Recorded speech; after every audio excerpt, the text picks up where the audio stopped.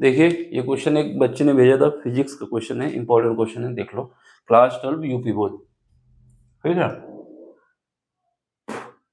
इसमें क्या है कि हाइड्रोजन परमाणु के विषय में बताया जा रहा है। हाइड्रोजन परमाणु की लाइमन सीरीज की प्रथम रेखा की तरंग दैर्घ्य, यानी लाइमन सीरीज की प्रथम रेखा की तरंग दैर्घ्य, और एक दूसरा परमाणु है जिसके विषय में हमको पता नहीं क्या है, ठीक है, जिसको एक्स माना गया है, एक्स की बामर, इसकी लाइमन है, इसकी बामर सीरीज की, इसकी जो है द्वितीय रेखा, इसकी प्रथम थी, इसकी द्वितीय थी, इसकी जो तरंग दैर्घ्य है दोनों बराबर हैं, यानी लाइमन सीरीज की प्रथम तरंग दैर्घ्य जो कि हाइड्रोजन परमाणु के लिए, और एक्स परमाणु के लिए बामर सीरीज की द्वितीय तरंग दैर्घ्य दोनों बराबर हैं। अब आपको बताना है कि एक्स की मूल स्तर तथा द्वितीय उत्तेजन स्तर की ऊर्जाएं क्या है, ठीक है। इसके बाद ये बताना है एक्स का आयनन विभव भी ज्ञात करना है, और ये दिया गया है कि हाइड्रोजन परमाणु की मूल स्तर की जो ऊर्जा होती है 13.6 माइनस का इलेक्ट्रॉन वोल्ट होती है। कैसे करोगे देखो जरा।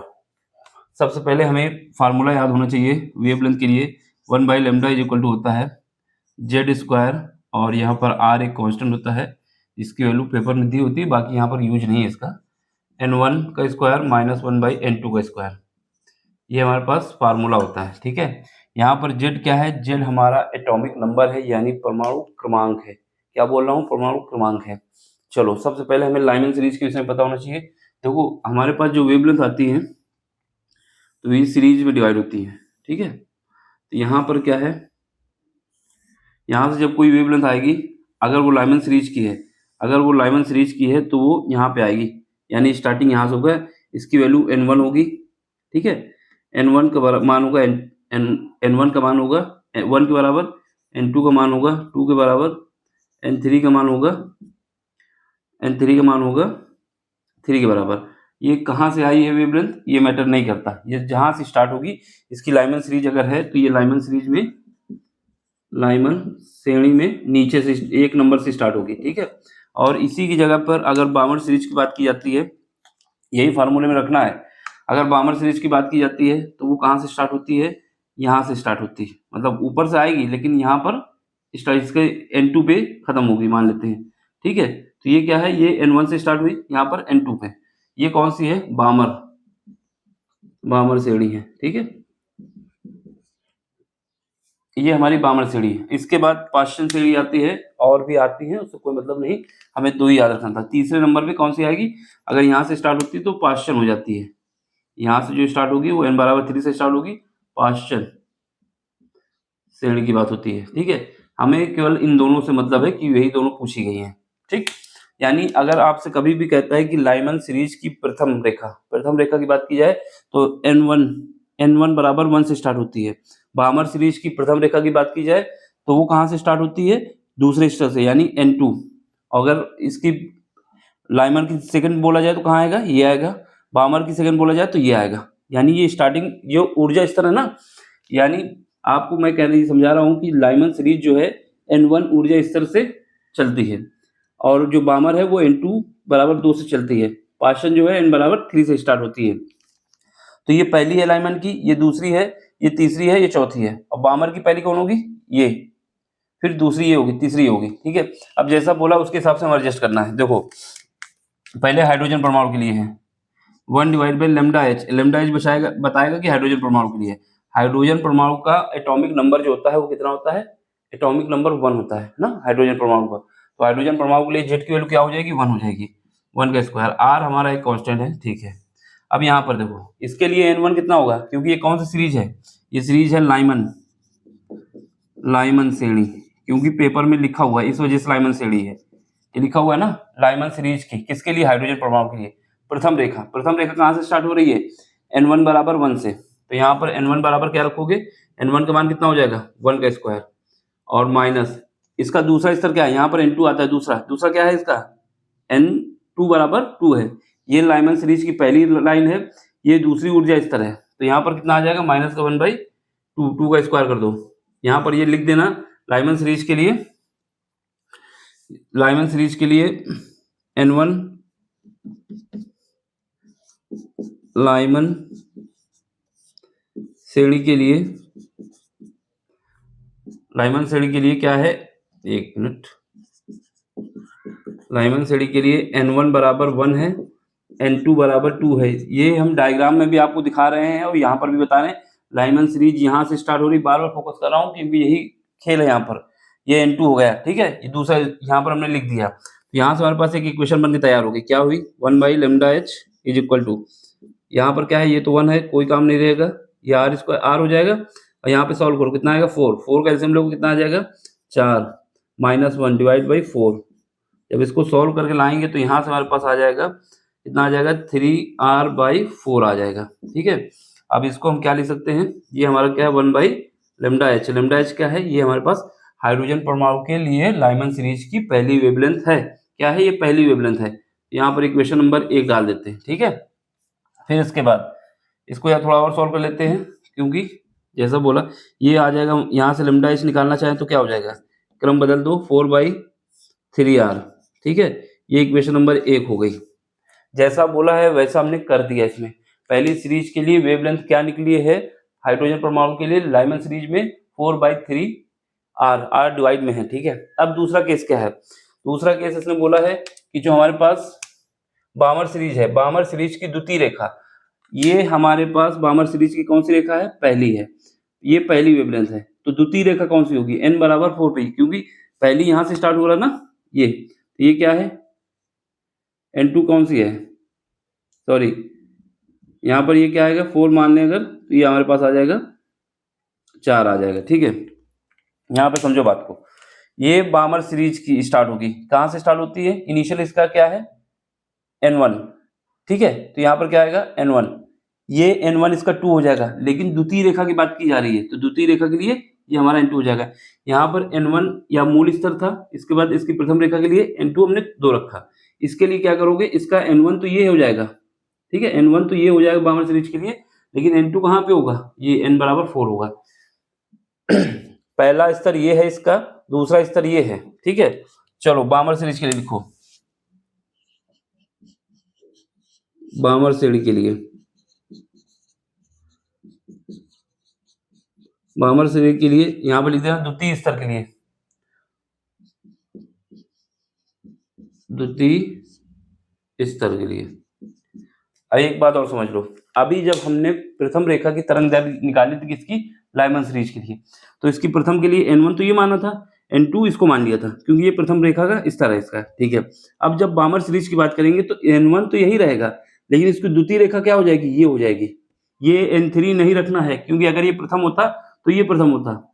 इसने बोला है द्वितीय रेखा लेनी है, यहाँ पे लिखा हुआ है। ये द्वितीय रेखा की बात हो रही है। एक्स के विषय में जानकारी नहीं है हमें, लेकिन उसके विषय में बताया जा रहा है कि ये स्तर नहीं लेना है इसका, बामर सीरीज का। बामर सीरीज स्टार्ट यहाँ से हुई, पहला स्तर ये हो जाएगा, दूसरा स्तर ये है, यानी N1 की वैल्यू यहाँ पे 2 रखनी है बामर सीरीज के लिए, और N2 की वैल्यू 4 रखनी है। ये फोकस कर रहा हूँ क्योंकि यहाँ पर गलत कर सकते हो। तो यहाँ पर क्या बताओगे? यहाँ पर हम बताएंगे कि N2 जो है मेरा कितना है, सॉरी N1 कितना है बामर सीरीज के लिए? N1 बामर सीरीज के लिए फिक्स होता है, 2 से स्टार्ट होता है। एंड N2 कितना है? N2 हमारा द्वितीय सीरीज की बात हो रही है। अगर ये पहला होता तो n बराबर 3 आ जाता, लेकिन द्वितीय के लिए 4 हो जाएगा, ठीक। अब इसको सॉल्व करो, तो यहाँ से क्या आ जाएगा? 1 डिवाइड बाई एक्स, क्योंकि लेमडा एक्स क्यों कर रहा हूँ? क्योंकि ये जो परमाणु है वो एक्स है, ठीक है। इज इक्वल टू कितना आ जाएगा? Z square. अब इसके विषय में हमको जानकारी नहीं है क्या है, ठीक है। यहाँ पर आर हमारे पास रहेगा, ब्रैकेट में जाओ, 1 डिवाइड बाई 2 का स्क्वायर। 2 का स्क्वायर क्यों करूँ? N1 कितना है? 2 का square minus 1 divide by N4 कितना है? N2 कितना है? 4 है, 4 का स्क्वायर। इसको सॉल्व करो तो कितना आ जाएगा? जेड के विषय में जानकारी नहीं है, क्योंकि एक्स परमाणु वहां हाइड्रोजन था, इस वजह से जेड बराबर हमने कितना रख दिया था, यहाँ बता देते हैं। हाइड्रोजन परमाणु के लिए जेड बराबर 1 था, ठीक है। हाइड्रोजन परमाणु का एटॉमिक नंबर था, लेकिन इसके विषय में हमको जानकारी नहीं है, तो इसको हम जेड ही रखेंगे। यहाँ आर आ जाएगा, ठीक है। फिर इसको सॉल्व करो, एलसीएम कितना आ जाएगा? एलसीएम यहाँ पे आ जाएगा 16, यहाँ पर कितना आ जाएगा? 4 आ जाएगा, और यहाँ पर मेरे पास माइनस का 1 आ जाएगा, ठीक है। जब इसको सॉल्व करके लाएंगे तो ये हमारा निकल के आ जाएगा जेड स्क्वायर आर इंटू 3/16, ठीक है। ये इंटू है। अब इसको अरेंज कर लो, तो यहाँ से lambda x is equal to कितना आ जाएगा? 16 डिवाइड बाई 3r, ठीक है। 16 डिवाइड बाई 3r, और ये जेड स्क्वायर आ जाएगा। Z square. तो ये इक्वेशन नंबर कौन सी हो गई? सेकंड हो गई। ये दोनों इक्वेशन बन गई तो काम हो जाएगा। ठीक है, ये दोनों इक्वेशन बना दी हमने। अब सुनो, अब क्या है, जैसा इसने कहा है, इसने क्या कहा है कि ये दोनों बराबर हैं, यानी लाइमन सीरीज की जो हमने वेवलेंथ निकाली थी पहली रेखा के लिए और बामर सीरीज के लिए जो द्वितीय रेखा के लिए तरंग निकाली थी, ये दोनों इक्वल हैं। ये शब्द लिखा हुआ है, ये लिखा हुआ मेंशन किया गया जब दोनों इक्वल हैं तो समीकरण 1 और 2 को बराबर कर देंगे अकॉर्डिंग टू क्वेश्चन। ठीक है, लिख देंगे प्रश्नानुसार। यहाँ पे दिखेगा, यहाँ लिखो प्रश्नानुसार, प्रश्नानुसार लेमडा एच बराबर है लेमडा एक्स के। दोनों को इक्वल करो समीकरण नंबर 1 और 2 से, समीकरण 1 व 2 से। गले में खिचखिच हो रहा है। यहाँ पर क्या है, 4/3r इज इक्वल टू, ये देखो ये क्या है 16 डिवाइड बाई 3r और जेड स्क्वायर। 3r से 3r उड़ गया, 4 से काटेंगे 4 बचेगा। यहाँ पर जेड स्क्वायर कितना बचा, z square is equal to बचा 4 बचा। तो यहाँ से हमारे पास जेड की वैल्यू कितनी आ गई, जेड की वैल्यू 2 आ गई। यानी जो हमारे पास x है जेड बराबर 2 है। और कोई भी अगर हमारे पास स्टार्टिंग होती है परमाणु क्रमांक 1 हाइड्रोजन होता है, परमाणु क्रमांक अगर 2 आता है, जेड क्या है एटॉमिक नंबर है, परमाणु क्रमांक है, तो इसका मतलब क्या होगा हीलियम होगा, क्योंकि हीलियम का परमाणु क्रमांक 2 होता है। इसलिए जो x है बड़ा x क्या है, हीलियम परमाणु है, हीलियम परमाणु, हीलियम है उसको आयोनाइज करना होगा, H+ जैसे होता है इसे हीलियम लिख दिया। ठीक है, तो यहां से हमें पता चल गया कि x क्या था, हीलियम था। अब क्या है अब सुनो, अब इसके बाद क्या करना है, अब हमसे पूछा गया ऊर्जा स्तर बताना है। ठीक है, तो यहाँ पे देखो, यहाँ पे भी दिखा दें, इसमें देखो ये तो बंद कर दो, ये यहाँ पे हो गया। ठीक है, ये अलग है। अब देखो, अब हमारे पास अगर हाइड्रोजन परमाणु होता है, हाइड्रोजन परमाणु के लिए जो एनर्जी होती है वो कितनी होती है, EH इज इक्वल टू होता है हमारे पास -13.6 इलेक्ट्रॉन वोल्ट। ठीक है, डिवाइड बाई n स्क्वायर। यहाँ पर अगर पहले स्तर की बात की जाती है तो यहाँ n बराबर 1 रख देंगे। ठीक है, ये फार्मूला होता है मेरे पास। अगर दूसरे की बात की जाती है तो 2 रख देंगे, जैसा है वैसे हिसाब से रख देंगे। तो ये हमारे पास होता है। लेकिन अब हमें x का निकालना है। यहाँ पर क्या होता है, यहाँ पर हमारे पास x निकालना है, तो वो क्या होता है जेड स्क्वायर और EH। एक तो ये कॉन्सेप्ट याद रखना है। यहाँ पर जेड स्क्वायर यहाँ पर भी होता है, तो ये मेन फार्मूला इसका ये होता है। यहाँ पर नहीं दिख रहा है, ऊपर कर दें, वहां पे नहीं दिखेगा। यहाँ देखो, यहाँ पर जो हमारे पास एनर्जी का फार्मूला होता है EX इज इक्वल टू क्या करोगे, जेड स्क्वायर और EH। EH क्या है हाइड्रोजन परमाणु के लिए। ठीक है, ये फिक्स होता है। यहाँ पर जेड स्क्वायर भी होता है, जो फार्मूला हम लोग लगाते हैं। कौन सा फार्मूला लगाते हैं, EX इज इक्वल टू हमारे पास होता है माइनस का जेड स्क्वायर और फिर उसके बाद 13 या फिर ऐसे कर दो माइनस का 13.6 और जेड स्क्वायर इलेक्ट्रॉन वोल्ट। ठीक है, और डिवाइड बाई n स्क्वायर होता है। या तो ये लिख दें या तो ये लिख दें, दोनों सही हैं। अब जैसा बोला है, इसने बोला है कि x जो है उसकी मूल स्तर और द्वितीय स्तर की ऊर्जाएं बताइए। यानी मूल स्तर का मतलब है कि n बराबर, यहाँ पर क्या है देखो, यहाँ पर n बराबर 2 से मतलब नहीं है, ये हमारी वेवलेंथ के लिए था। यहाँ पर मूल स्तर का मतलब है कि n बराबर 1 रखो एक एनर्जी निकलेगी, n बराबर 2 रखो दूसरी एनर्जी निकलेगी। ठीक है, यहाँ पर जेड स्क्वायर हमने मल्टीप्लाई कर दिया है, इसका मतलब क्या हुआ, ये किसके लिए है, x परमाणु के लिए है। ठीक है, तो यहाँ पर जेड की वैल्यू रख देना है और बाकी n बराबर 1 पे निकालना है एक वैल्यू, एक n बराबर 2 पे निकालना है। ये वाली ये मैटर नहीं करता, ये तो वेवलेंथ के लिए है। ठीक है, ऊर्जा स्तर के लिए यहाँ पर n स्टार्ट करोगे 1 से लेके इनफाइनाइट तक। तो देखो, इसको रिंग लाइट बंद कर देते हैं जिससे। ठीक, अब चलो, अब क्या है हमारे पास EX1। EX1 का मतलब है कि पहले स्तर की ऊर्जा। जेड की वैल्यू अभी हम निकाल के लाए, कितना है, जेड की वैल्यू 2 है, तो यहाँ पर क्या आएगा -13.6 इलेक्ट्रॉन वोल्ट और इंटू जेड का मान रखोगे 2 का स्क्वायर यानी 4। यहाँ पर जेड की वैल्यू रखी है, जेड, ये जेड है जो 2 है, ये निकला है नीचे, देखो यहाँ पर निकाले हैं। और n क्या रखोगे, n बराबर 1 रखोगे क्योंकि पहले स्तर की ऊर्जा निकालना है। ठीक है, तब इसको सॉल्व करेंगे, कितना आएगा, ये 4 हो जाएगा, 4 से मल्टीप्लाई कर दो, 54.4 इलेक्ट्रॉन वोल्ट आ जाएगा। ये पहला स्तर आ गया। अब क्या है, EX2 यानी दूसरा स्तर निकालोगे तो क्या आएगा, -13.6 और Z की जगह 2 का स्क्वायर और N की जगह कितना रखोगे, N की जगह पर रख दोगे 2 का स्क्वायर। यहाँ पर 1 का स्क्वायर था, ये तो कट जाएगा, ये बचेगा -13.6 इलेक्ट्रॉन वोल्ट। ठीक है, तो ये हमारे पास आंसर हो गया। एक आंसर ये रहा, ये सेकेंड स्तर की है, ये मूल स्तर की है। ठीक है, अब इसके बाद क्या पूछा जा रहा है, एक्स का आयनन विभव भी ज्ञात करें। एक्स का आयनन विभव कैसे ज्ञात करेंगे? आयनन विभव का मतलब ये होता है कि जो हमारे पास हीलियम परमाणु था उसको आयोनाइज करने के लिए कितनी एनर्जी की, कितना पोटेंशियल रिक्वायरमेंट है।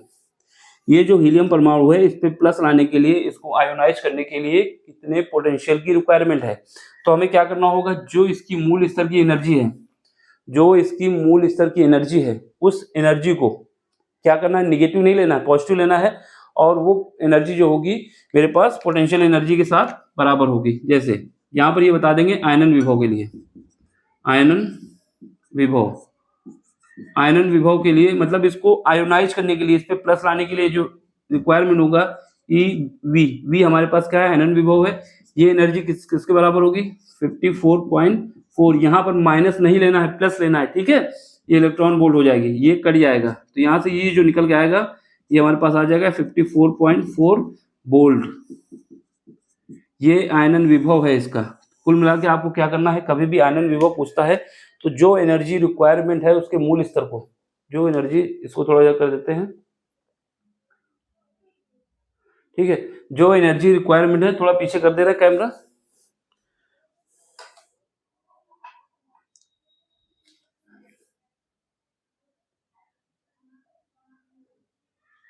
आयनन विभव कभी पूछता है तो जो एनर्जी रिक्वायरमेंट है हमारे पास मूल स्तर के लिए, वही एनर्जी उसकी इलेक्ट्रॉन का चार्ज और पोटेंशियल के बराबर होगा।